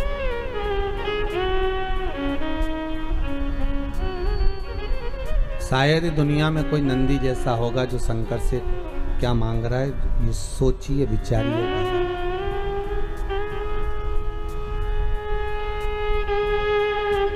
आप क्या मांग सकते हैं शंकर से? धन दौलत संपदा सत्ता वैभव, यही मांगेंगे। और यदि कुछ और भी मांगा तो यही मांगेंगे कि सुंदर काया हो मेरी, सुंदर काया। एक पहले भी आपको कहा, जिसको चर्म का रोग हो जाता है, चमड़ी अगर कहीं सफेद पड़ जाए या कोई स्थान पर सफेद सफेद से चिट्टे पड़ जाएं, उसके लिए कहा है पूर्णिमा के दिन जब गाय अपने बछड़े को दूध पिला रही हो, बछड़े के मुख में जो फेन आ जाता है वो फेन चम्मच में ले लीजिए और उस फेन को पूर्णिमा की रात्रि को 12 बजे शरीर पर लगा लें, जहाँ जहाँ सफ़ेद दाग हो या चट्टे हो। आधा घंटा तक लगे रहने के बाद में फिर स्नान करें और एक बार सूर्य कुंड का स्नान जरूर करें, जो झांसी दतिया के पास में है सूर्य कुंड, उसका स्नान करें। वहाँ की मट्टी लाकर शरीर पर लगाकर आधा घंटा धूप में बैठकर फिर स्नान करें। धीरे धीरे चमड़ी अपने असली कलर में आना प्रारंभ हो जाए, अपने असली स्वरूप में वो चमड़ी आना प्रारंभ हो। सूर्य कुंड का स्नान। शिव महापुराण की कथा कह रही है कि नंदी ने कोई धन नहीं मांगा, नंदी ने यह भी नहीं कहा कि आप हमारी उम्र बढ़ा दो। शंकर सामने थे नंदी के और नंदी से कह रहे हैं कि मांग ले तुझे क्या चाहिए, तू बोले मैं तुझे वो दे देता हूँ। तो नंदी उम्र नहीं मांग रहे। अगर आपको लगता कि हमारी उम्र कम है तो भगवान से कहते कि हमारी उम्र बढ़ा दीजिए। आपको लगता कि हमारी उम्र कम है तो आप कहते कि भगवान हमारी उम्र बढ़ा दीजिए, हमारी उम्र थोड़ी बड़ी कर दीजिए, हमारी उम्र अच्छी कर दीजिए, पर उम्र नहीं मांगी।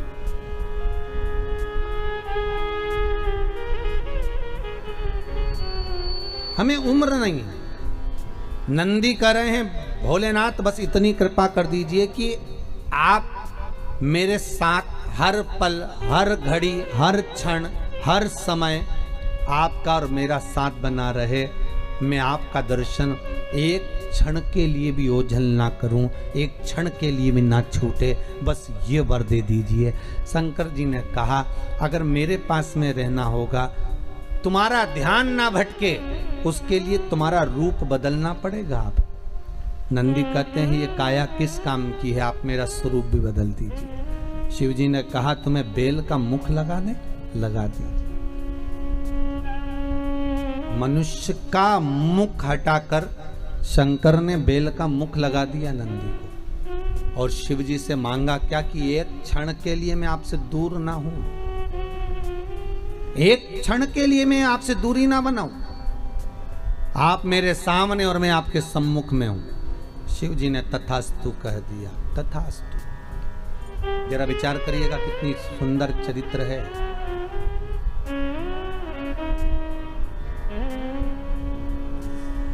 राम जी के राज्य तिलक के समय पर सबको सेवा दी गई थी। राम जी की सबको सेवा दी गई। राम राज्य के समय पर सेवा सबको दी गई। करो सेवा। लक्ष्मण जी को भी सेवा मिली, सीता जी को भी सेवा मिली, सेवा हनुमान जी को भी मिली।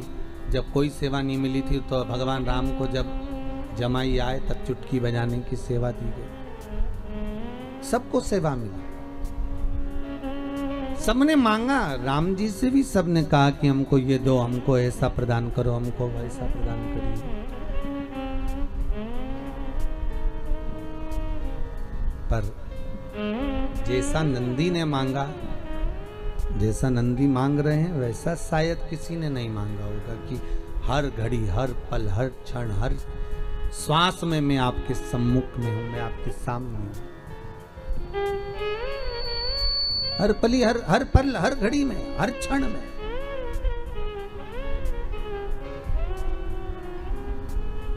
तथास्तु कह दिया। मांगो शिव से, मना नहीं, पर शंकर को रिझाने का एक तरीका आना चाहिए। शंकर के प्राप्ति का एक साध्यता का, एक आनंदता का भाव आना चाहिए। राम राम रटते रहो जब तक घट में प्राण, कबहू तो दीन दयाल के भनक पड़ेगी कान। जपते रहो, भगवत स्मरण करते रहो, नाम जाप, नाम स्मरण, नाम संकीर्तन करते रहो। और आपकी चित्तवृत्ति में जब नाम स्मरण का सुख अपने आप समाहित हो जाएगा, आपकी चित्तवृत्ति में जब भगवान के नाम का सुख अपने आप आ जाएगा, तो शंकर स्वयं एक ही जगह पर अगर खोदते रहोगे तो पानी निकल ही जाएगा, शिव मिल ही जाएगा। फिर शंकर को मिलने में देरी नहीं लगेगी। तारकासुर के 3 पुत्र थे, तारकाक्ष, विदुमाली और कमलाक्ष। 3 पुत्र।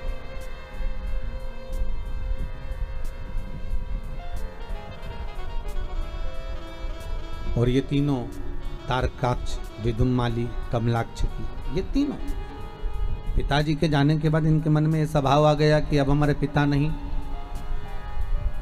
अगर हम देवताओं से द्वेष लेंगे तो मारे जाएंगे, तो देवताओं से हमें द्वेष भी नहीं लेना है। एक काम करना है, पहले देवताओं का हम तप साधना कर कर उनसे वर प्राप्त कर लें।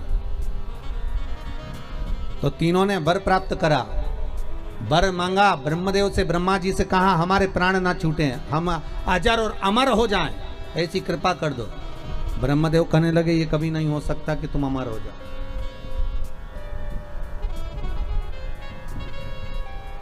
ये बड़ा कठिन है कि तुम अमर हो जाओ, ये बहुत कठिन है। मरना तो पड़ेगा महाराज, मृत्यु निश्चित है और प्राण तो छूटेंगे। आपको पहले भी कहा, बादाम खाओगे तो भी मरोगे, नी खाओगे तो भी मरोगे, रोटी खाओगे तो भी मरोगे, नी खाओगे तो भी मरोगे, कथा सुनोगे, अरे जम के तो बोलो, तो भी मरोगे, नी सुनोगे तो भी मरोगे। ठीक है। ब्यूटी पार्लर जाओगे तो भी मरोगे, नी जाओगे तो भी मरोगे। सीधी बात है, जो है वो है। फिर कई लोग कहते हैं महाराज जी आप कह रहे हो कथा सुनोगे तो भी मरोगे, कथा नहीं सुनोगे तो भी मरोगे, तो फिर कथा सुनने से फायदा क्या है? हमारा कहना केवल इतना सा है, बिल्ली अपने बच्चे को अपने मुंह से पकड़कर 7 घर लेकर जाती है। बच्चा मरता है क्या बिल्ली का? नहीं। बिल्ली अपने मुख से चूहे को पकड़ती है, चूहा बचता है क्या? नहीं। उसी तरह अगर तुमने कथा सुन ली, भगवान का भजन कर लिया, नाम जाप कर लिया, नाम स्मरण कर लिया, नाम संकीर्तन कर लिया, शिव की आराधना कर ली, तो बिल्ली जैसे काल के मुंह में जाओगे तो सही, पर बिल्ली के बच्चे जैसे बचकर बाहर निकल जाओगे। और अगर भजन नहीं करा तो मरोगे तो, पर चूहे जैसे लहूलुहान हो जाओगे। कथा का बस यही फल, स्मरण का केवल यही फल है।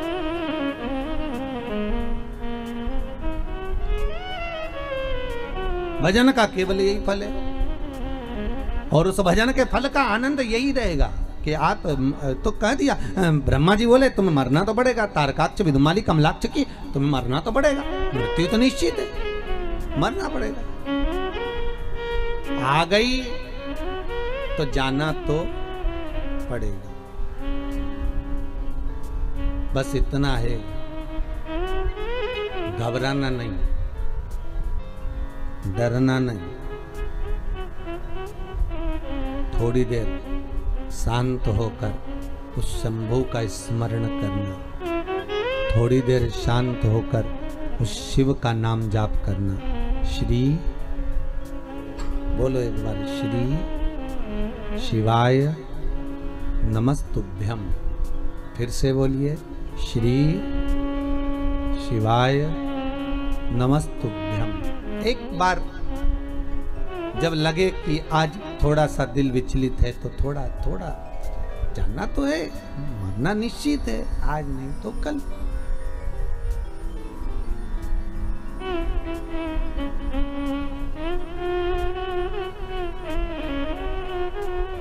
जाना तो निश्चित है।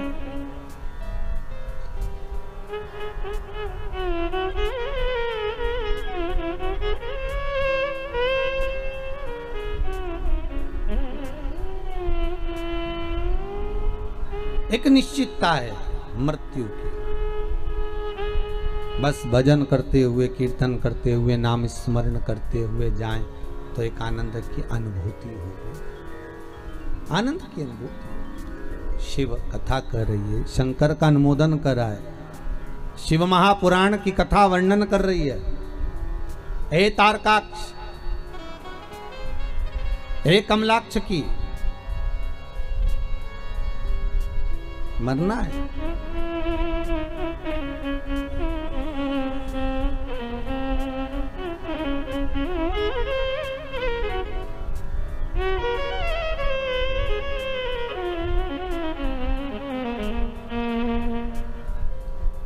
और जब मृत्यु एक निश्चित जगह पर है, शिव महापुराण की कथा में, गरुड़ पुराण में स्पष्ट कहा गया, जब माता के गर्भ से बच्चे का जन्म होता है, नाल कटती है, और नाल कटते समय, जिस समय नाल कटी, जन्म हुआ, बस उसी समय पर तुम्हारे मरने की तारीख, घड़ी, पल, दिन, तिथि निश्चित हो जाता है कि ये इतनी बजे, इतनी घड़ी में, इतने पल पर, इतने क्षण में इस जगह पर प्राणों को छोड़ेगा।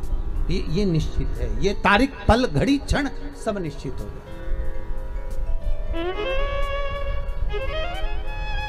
निश्चितता बनी कि अब इसको जाना है, और उसकी निश्चितता, वो घड़ी, वो पल, वो क्षण निश्चित है, उसका आएगा।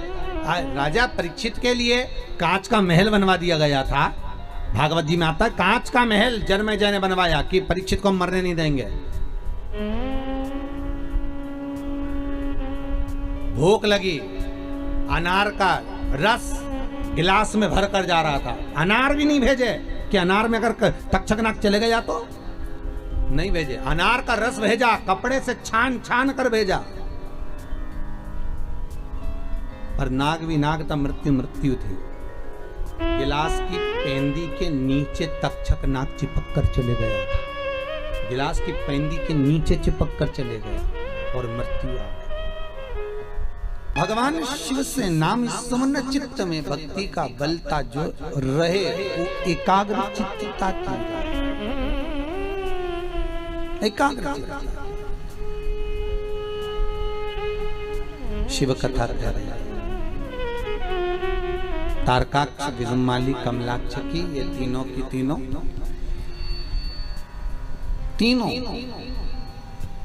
भगवान ब्रह्मा से वर मांग रहे हैं, ना नीचे मरू, ना ऊपर मरू, ना अंदर मरू, ना बाहर मरू, ना अस्त्र से, ना शस्त्र से, न दिन में ना रात, तथास्तु कर दिया। ये तीनों का एक भाव था कि हमारी मृत्यु ना हो, पर भगवान ब्रह्मा कहते हैं कि तुम मरोगे ये तो पक्का, ये जो हिरण्यकशिपु ने मांगा था वो एक अलग बात थी, पर जो तुम मांग रहे हो उसमें मृत्यु निश्चित है। तुम और कुछ मंग लो तो हमें वर दीजिए, हम तीनों एक एक अलग अलग पुरियों में निर्माण में रहें, अलग अलग महल में, अलग अलग नगर में हम रहें, हमारी मृत्यु हो तीनों की एक साथ, तथास्तु। यही होगी। एक ने सोने का महल बनवाया, एक ने पीतल का महल बनवाया, एक ने लोहे का महल बनवाया। तीनों अलग अलग रहने लगे। तीनों भाइयों ने विचार कर लिया कि तीनों कभी आपस में मिलने मत आना। एक माता और एक पिता, इनकी दिली तमन्ना क्या होती है कि मेरे बच्चे जहां रहें वहां सुखी रहें। तुम जहां रहो वहां सुख से रहो।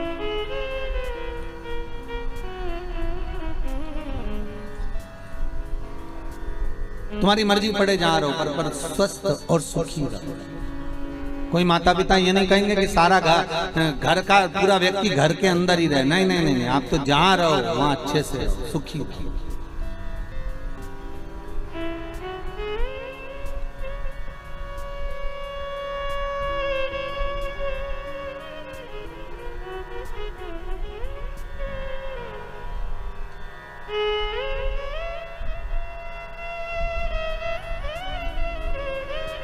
अब तीनों अलग अलग रह रहे थे, पर उपद्रव इतना मचाया, इतना उपद्रव मचाया इन तीनों ने कि देवता उन परेशान हो गए। और देवताओं ने आपस में बात करी कि इनको मारे कौन। तो सब ने जाकर शंकर जी से निवेदन करा, भोलेनाथ जी इनको तो आपको ही मारना पड़ेगा। शंकर भगवान बोले मारने को तैयार हूं, पर बात इतनी सी कि तीनों मरेंगे तो एक साथ मरेंगे। और इन तीनों को एक साथ लाना के लिए 33 कोटि देवता सारे पशु बन जाए और मैं तुम्हारा पति बन जाऊं। मैं तुम्हारा पति बनकर बड़े नंदी का रूप धारण कर कर तुम्हारे पीछे पीछे भागता हुआ आऊंगा। तुम इन तीनों को अपने अपने महल से निकाल कर एक जगह पर लेकर आना। तीनों का मैं संहार कर दूंगा।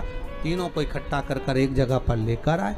भगवान बड़े नंदी का रूप धारण कर कर उनको मारने के लिए आतुर हुए। जैसे ही आतुर हुए, तारकाक्ष बिंदु मामली को तो मार दिया, कमलाक्ष की ने फरसा उठाकर भगवान शंकर का गला काट दिया। शिवजी नंदी के रूप में आए थे। शंकर का जैसे गला कटा, वो कटा हुआ गला नेपाल में जाकर गिरा। शिवजी का धड़ केदारनाथ जी के रूप में विराजमान हुआ। पर शिवजी ने देखा यदि ये आज नहीं मरे तो फिर नहीं मरेंगे। तो शंकर भगवान ने सोचा इनको मारना जरूरी है। शिवजी अपने असली स्वरूप में आ गए। त्रिशूल उठाकर तारकाक्ष विदुमाली को मारा। जैसे ही मारा, कमलाक्ष की मारने के लिए पीछे से दौड़ा। भगवान ने पीछे का कोना, तो त्रिशूल की नोक पीछे का भाग कमलाक्ष की को दिया। तब जाकर ये तारकासुर के 3 पुत्र मरे। देवता आनंदित हुए। तब देवताओं को लगा कि अब सुख का भान होगा, अब आनंद की अनुभूति है, अब आनंद की अनुभूति होगी।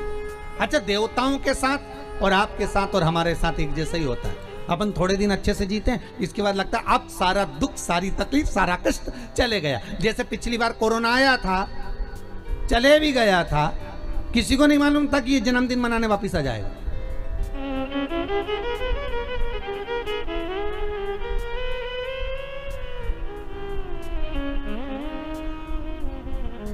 अच्छा, पैदा हुआ था जब इतनी बड़ी पार्टी नहीं करी थी इसने, कोरोना ने, पर अभी तो बहुत ही लंबी चौड़ी पार्टी कर दी साहब। कजन कितनों को निपटाया जा रही है, जो जो इसकी पार्टी में जा रही है सबको निपटा रही है। आपसे भी निवेदन है, दूर रहना। 2 गज की दूरी, मास्क है जरूरी, और एक दिन में कम से कम 25 बार हाथ को धोते रहो। और एक बहू से सास हमेशा हर बार कहती थी, ए बहू, एक एक कोने कोने की कचरे की झाड़ू एक एक निकाल लेना। हो आओ। बहू जब भी कोई काम करने बैठती ना, सास उसको हमेशा टोका करती, एक एक चावल अच्छे से बीनना। आओ। एक एक भिंडी अच्छे से साफ करना। आओ। एक एक आलू अच्छे से धोना। आओ। एक दिन बहू इतनी परेशान हो गई, अब की बार आज सुबह नहाने गई ना बाथरूम में, निकली नहीं 2 घंटा तक। जब 2 घंटे तक नहीं निकली तो सास को लगा कि कहाँ रह गई है अंदर। सास दौड़ कर गई है, बहू, हाँ मम्मी निकलना। आती हूँ मम्मी। इतनी देरी काहे में हो गई?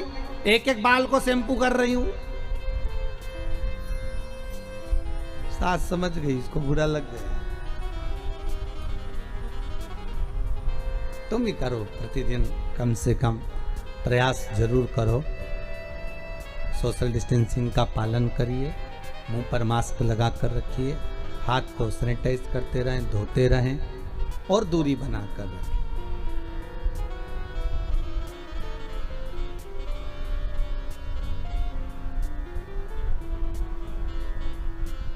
बहुत जरूरी है।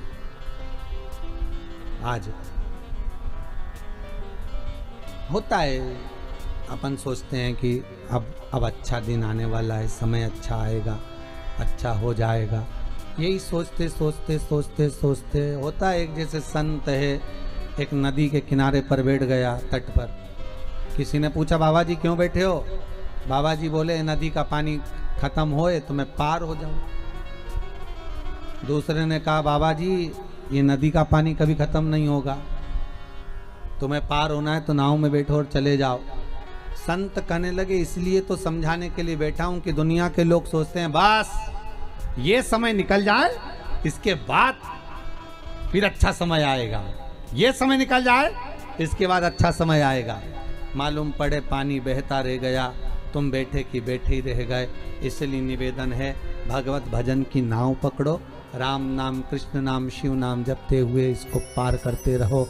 ये भव सागर की नदियाँ है, बहती रहेगी। पार होने का तरीका केवल शिव महापुराण, राम कथा, कृष्ण कथा ही है, जिसके माध्यम से हम पार हो सकते, हम पार निकल सकते। बस साधन वही है, कोई दूसरा नहीं है। मर गए तारकाक्ष, कमलाक्ष की विदुन्माली तीनों। आया समय, शंखचूर्ण नाम के राक्षस का भगवान ने संहार करा, अपने पांव से प्रहार कर कर उसकी हस्तियों को, उसकी हड्डियों को समुद्र में फेंका, जिससे शंख जाति का निर्माण हुआ। शंख जाति का निर्माण होता है, सारे देवताओं पर शंख का जल चढ़ता है, पर शंकर भगवान पर कभी शंख का जल नहीं चढ़ता। शिव महापुराण की कथा कहती है, शंखचूर्ण राक्षस का संहार भगवान शंकर ने किया था, इसलिए शंख का जल शिव जी पर नहीं चढ़ता। महाराज, शंख के जल का दोष भी होता है। आप लोगों से कई बार निवेदन करा, आज फिर करते हैं। महाराज, जिसकी श्रवण शक्ति कमजोर हो गई हो, जिसके नयन कमजोर पड़ गए हो, कम दिखाई देता हो, तो गणेश शंख को लेकर आइए। शंख अलग अलग होते हैं, विष्णु शंख होता है, गणेश शंख होता है, लक्ष्मी शंख होता है। महाराज, अलग अलग शंखों का प्रमाण वर्णन है। महाराज, दक्षिणवर्ती शंख होता है,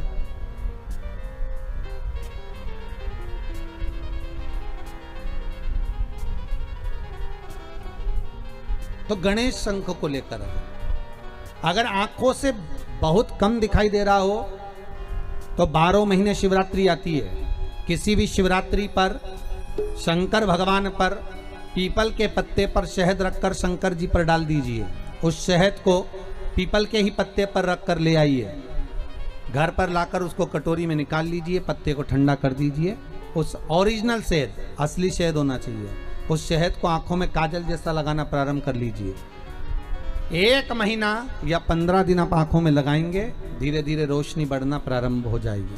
श्री शिवाय नमस्तुभ्यम का जाप करें या चंपेश्वर महादेव का स्मरण करें। चंपेश्वर महादेव का स्मरण कर कर भी नैनों में आप शहद लगा सकते हैं, उससे रोशनी बढ़ती है। महाराज, दूसरा, श्रवण शक्ति कमजोर हो, विवेक कमजोर हो, नयन कमजोर हो, वाणी कमजोर हो, तो गणेश मुखी शंख के अंदर पानी भरकर उसमें थोड़ा सा एक चांदी का सिक्का या तार डाल दें, या सिक्का डाल दें, या चांदी की कोई सामग्री हो तो वो डाल दें, पानी भरा रहने दें। सुबह सुबह उस पानी को थोड़ा सा आचमन करना प्रारंभ करिए। आपको वाणी हो, श्रवण शक्ति हो, नयन शक्ति हो, उसमें प्रबलता आना प्रारंभ। पर गणेश मुखी शंख होना चाहिए। कौन सा शंख होना चाहिए? गणेश शंख। शंख का प्रमाण शिव महापुराण का। भगवान शिव का स्मरण, भगवान शंकर का अनुमोदन, भगवान शंकर का नाम जाप, भगवान शंकर का नाम स्मरण जीव को आनंद देता। समय आया, आगे वर्णन आया। भगवान एक बार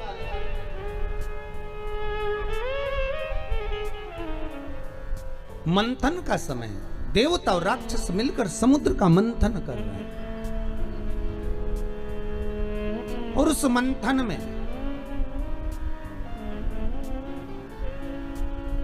सबसे पहले अगर प्राप्त हुई है तो गौ माता प्राप्त हुई। उस मंथन में अगर प्रकट होने वाली सबसे पहले है तो गाय है। नंदा, सुभद्रा, सुरभि, सुशीला, बहुला, ये 5 गाय समुद्र मंथन के समय पर प्रकट हुई। और उसके बाद जो निकला वो हलाहल विष निकला है। उसके बाद जो प्राप्त हुआ वो विष था, फिर निकला विष। अच्छा देखिए कितना सुंदर प्रसंग है। सबसे पहले अगर कुछ निकला है तो गाय निकली, गाय के बाद निकला है विष। शिव महापुराण की कथा कहती है गाय को निकालने का कारण केवल इतना था कि जो विष पिएगा उसका कंठ जलेगा, तो कंठ में जलन अधिक होगी। अब कंठ में जब जलन होगी तो उस जलन को अगर कोई रोक सकता है तो गाय का दूध रोक सकता है। जब गाय माता के दूध से शंकर भगवान का अभिषेक होगा तो उससे जो जलन है, तपन है, वो समाप्त हो। हम पहले भी कहें, आज फिर कहते हैं, प्रयास करिएगा कि अभी कोरोना महामारी चल रहा है, अगर गौ माता का असली घी, गाय का असली घी, और वो भी देसी गाय का, ये जर्सी मर्सी गाय का नहीं, देसी गाय का असली घी अगर आपके घर में हो तो उस घी को अपनी उंगली में लेकर नासिका में थोड़ा थोड़ा लगाना प्रारंभ करिए। थोड़ा उस घी का सेवन करना प्रारंभ करिए, असली घी का। औषधि है, गौ माता का जो घृत है वो औषधि। और फिर निवेदन करेंगे अगर मौका मिले आपके यहाँ अगर देसी गाय हो तो कहीं अगर देसी गाय प्राप्त है तो गौ माता का जो मूत्र है गंगा के बराबर है, उस मूत्र को लाकर, गौ औषधि को लाकर, गौमूत्र को लाकर अपने घर का लेपन पोषण भी करिए तो कोई दिक्कत नहीं है। ये वायरस अगर मेरी माता के, गौ माता के संपूर्ण शरीर में अगर 33 कोटि देवता हैं तो मेरी माँ इस वायरस को निगलने की सामर्थ्यता रखती है। इतना तो मेरी माँ गौ माता जानती है, रखती है, तो उसका लेपन अवश्य। महाराज प्रयास करिए, सर्वप्रथम निकलने वाली अगर कोई है तो वो गौ माता। और गौ माता के बाद अगर कुछ प्राप्त हुआ है, गौ माता के बाद अगर कुछ प्राप्त हुआ तो वह हला हला विष है। और वो विष हमें जब प्राप्त हो गया और वो विष लेकर देवता कहीं नहीं गए, सबसे पहले अगर विष लेकर पहुंचे तो शंकर भगवान के पास पहुंचे। हर हर महादेव। भोलेनाथ जी ने पूछा क्या बात है, तो कहा प्रभु जी आपके लिए हम थोड़ा सा ये विष लेकर आए हैं। तो भगवान शंकर के लिए विष लेकर आए? हाँ। तो पार्वती जी बोली विष और शिव जी आपके लिए? विष आपके लिए? हाँ। पार्वती जी ने पूछा ये विष काय में से निकला? समुद्र में से। अच्छा, अगर ये समुद्र में से विष निकला है तो ये सारे देवताओं को मिलना चाहिए ना, फिर आप अकेले के लिए काय को आया है? शंकर भगवान बोले अरे पार्वती तू जानती नहीं है, तुझे इतना ज्ञान नहीं है बिल्कुल भी। पार्वती जी बोली क्या ज्ञान नहीं है? विष और आपके लिए आया? हाँ। अरे तो आप विष पियोगे? हाँ। भगवान शंकर बोले विष तो मुझे पीना पड़ेगा, विष तो मुझे धारण करना पड़ेगा। शंकर भगवान से पार्वती जी ने पूछा कि इतना विष आप क्यों पी रहे हो? शंकर भगवान बोले पार्वती जो घर की माँ होती है, घर की जो माता होती है, रूखी रोटी, बासी रोटी, ठंडी रोटी उसी के हिस्से में आती है।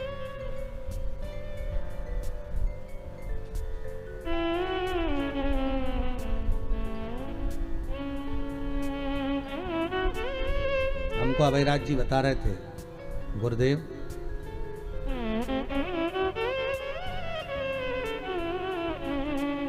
हमारे पिताजी अवेराज जी बोल रहे थे कि जब पिताजी शांत हो गए थे तो कुछ भी नहीं था, कुछ भी